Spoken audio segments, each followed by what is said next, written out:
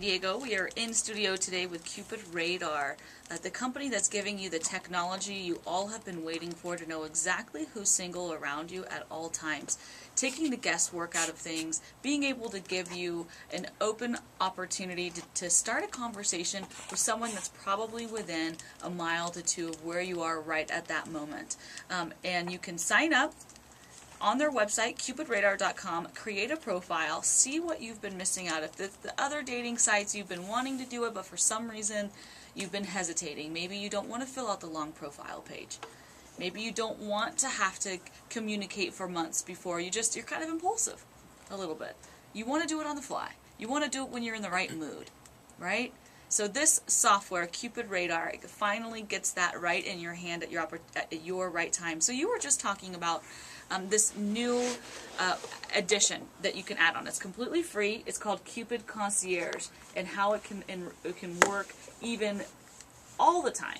So tell me about that part of the software. Cupid Concierge is probably my favorite part of CupidRadar. So I got to thinking about the reason I developed that part of it, and we developed that part of it, was because I got to thinking about, what if you're not logged in? What if you're busy reading that book and you forget to log in and that person passes by you? Why not leverage the technology capabilities that we have to let the service and the site do the searching for you? So if you sign up for Cupid Concierge, which is as simple as clicking a checkbox during your sign-up process, we've made it very easy.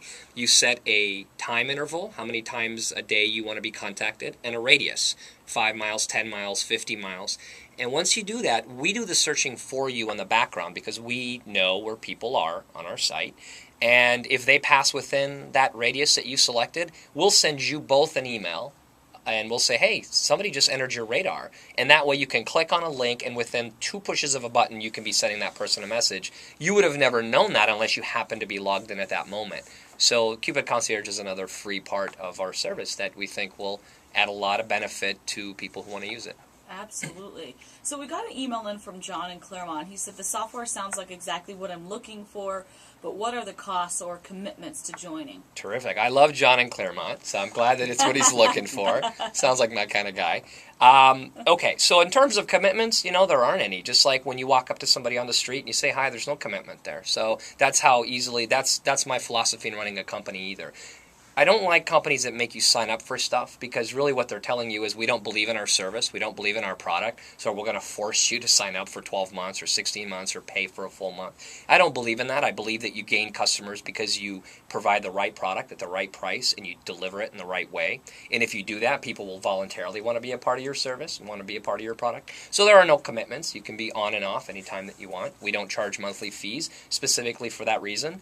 Because if you're charging somebody a monthly fee, what you're doing is you're saying, give me the money now, and then let's see how it works out for you later. And I realize that that's great for profits, and I realize that that's great for financial growth. But I think that if you do things the right way, financial growth and profits are the dessert that you get to enjoy if you eat your dinner right, not what you should be going after first. That's part of my personal philosophy and how I run my life and how I run this company. So we have a very innovative pricing model, which is a pay-per-connection model. So you figure if a cup of coffee costs $4 at Starbucks, then $2 is what we charge for you to connect with somebody. And I define a connection as this. I see someone I like, I send them a message, that costs me $2. They can reply to me for free, and then once they reply, we are now connected, because they've shown interest in me. At that point, those two people can reply back and forth as many times as they want, and all they ever paid was the first person, the initiator, paid the $2 one time. And if you want to set that connection up with someone else... First of all, that's really good. You like that? Good. I'm glad you like that. That seems like such a fair commitment to make. If you really are interested and you want to meet that person, that's it. And then once they start connecting, you're good to go. You're good to go. You can exchange messages for the long haul as long as you want. And of course, if, at one point somebody decides they're not interested and they say not interested, then, that connection is gone because you can't even see that person. But hopefully that doesn't happen. And yeah, you can keep communicating with that person for $2. And if you decide that you like someone else, well, it's another $2. But what this really does is that, again, if you notice, I have this theme I keep coming back to, which is quality over quantity. You can send out 300 messages to people a month that all say, hey, how you doing? Which there really isn't a lot of thought in that, and the recipient's going to see that. and probably not be as interested. Whereas if you receive a message for someone on CupidRadar, you know they paid to talk to you, specifically to you. This isn't a cut and paste because they had to talk to connect to you. And maybe you go on a site and you only see 2 or 3 people that you're really interested in. Why should you pay $30 and be forced to send out 100 messages when you're only interested in a couple people? I've got to get my money's worth. Got to get my money's worth. Right. I guess I'll go out with this guy. That's right. Versus really, seeing it in that moment. Exactly. And the other thing that really bothers me about other sites is that even if you do sign up and you send somebody a message, that other person in most cases can't reply to you unless they pay and sign up. And to me, that rubs me the wrong way as a customer. You're double dipping, right? You're double dipping. And again, it's great for profits, but I think if you do things right, the profits will come at the right time. I'd rather treat my customers well.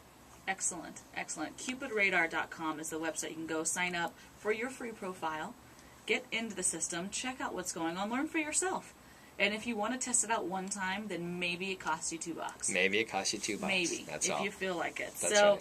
All right, we have another question from Charles in Del Cerro. He says, so how you mentioned earlier about the timing of the software. How did you know the timing of bringing it out now was right? Oh, that's a fantastic question. It really was watching the social trends because the technology had been in place probably since the late 2000s, around 2006, 7, and 8. We had the smartphone technology in place. We had Wi-Fi connections. We had cell tower connections, high-definition displays. It was really, I was waiting for the social trends, and I watch, this is one of the things, it's a hobby, but it's also a profession for me. I talk to people, I interview my friends all the time, I travel a lot, so everybody I talk to and I meet, I ask them these kinds of things of where they're at, and I gauge empirically sort of a social readiness.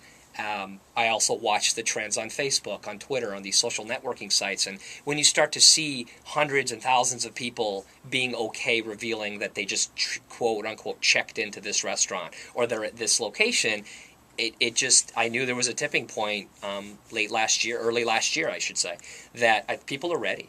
People are ready for this, and they're not going to be as scared of this technology as they would have been even 4 or 5 years ago. Wow. So when you said checking in, I'm like, it is kind of an unbelievable, thing that people do, a vulnerability of once. People know exactly where you are at that moment. I mean, and your software won't even do it like that much. No. You're way more private than way that. more there private. There are some people that won't do that at all. But I think I could feel very comfortable with knowing someone's downtown, probably 5 to 10 minutes away. Right. And if I was interested in their, profile enough to say, hey, let's have a drink and see. If not, then you go your own separate way, and there isn't really any huge build-up. There isn't a huge commitment on your part, and I think it might work out really nicely. So at least give you a fair shot versus, this person said that he was loyal and strong-willed and walks on the beaches. All this stuff, and, right. and you build this picture in your head, and then you realize, oh wait, it's just another, just a normal person versus, someone who paid $2 to actually want to communicate with you. Maybe you have a different perspective in your mind, a different shift that you go into that meeting. I love that you said that. Social psychologists say that the communication spectrum that occurs between two people is 70 to 80% nonverbal. It's physical cues, eye contact, body language, mannerisms, those kinds of things. And if you think about traditional ways, you're talking and meeting on the phone or on the internet, you're missing 80% of the information that person is sending out about themselves, which is why your friend met up with the guy and said it wasn't there, because she could only have 20% on the phone. So you're exactly right. So what's the future of CupidRadar? We've talked about this, the ability, the capability that you've created here, the doors that'll open. I mean, tell me about what you've got going on.